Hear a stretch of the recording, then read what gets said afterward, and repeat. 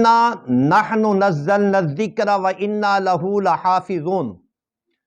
بے شک ہم نے اتارا یہ ذکر اور اس کے چوکیدار بھی ہم ہیں۔ اب نزّل تنزیل کہتے ہیں نجمن نجمن، تھوڑا تھوڑا کر کے نازل ہونے کو۔ اب لا محالہ یہ وصف صرف چاروں کتابوں میں سے صرف قرآن مقدس کی یہ وصف ہے، کسی اور کتاب کی نہیں ہے۔ قاسم العلوم والخیرات مولانا محمد نانوتوی رحمۃ اللہ، قاسم نانوتوی رحمۃ اللہ تعالی علیہ کے پاس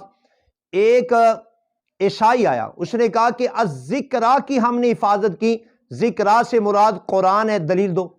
ہم کہتے ہیں انجیل مراد ہے اس سے۔ پھر مولانا نانوتوی تھے، مولانا نے فرمایا کہ تیری بات میں تب سنتا جب لفظ ہوتے اِنَّا نَحْنُ أَنزَلْنَا الذِّكْرَ، چونکہ انزلہ اور تنزیل میں واضح یہ فرق ہے کہ جو تنزیل ہے یہ نجمن نجمن کے اتارنے کو کہتے ہیں، اور انزلنا انزال یکبارگی کو کہتے ہیں۔ لہٰذا یہاں پر نزلنا کا لفظ ہے تو یہاں قرآن پاک ہی ہے جو کہ 23 سالوں میں نازل ہوا۔ پھر اس نے اگلا اعتراض کیا، کہنے لگا کہ آپ یہ کہتے ہیں کہ تنزیل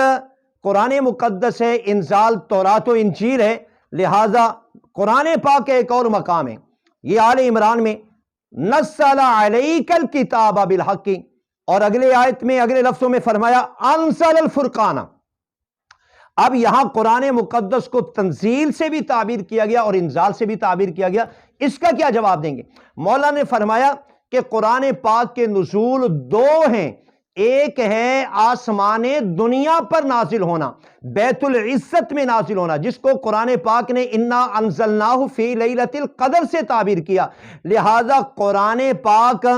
یک بارگی وہاں پہ آیا، اور اس سے آگے شہر رمضان الذی انزل فیہ القرآن، اس کا آغاز نزول کا رمضان سے ہوا، اور یہ نجمن نجمن 23 سالوں میں آیا، لہذا قرآن پاک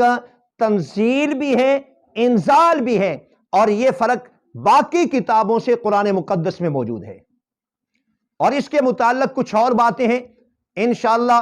فروری میں جب دورہ تفسیر القرآن آغاز کرے گا، میں باقی باتیں اور باقی تائیدات اس حوالے سے میں انشاءاللہ اس وقت آپ کے سامنے پیش کروں گا۔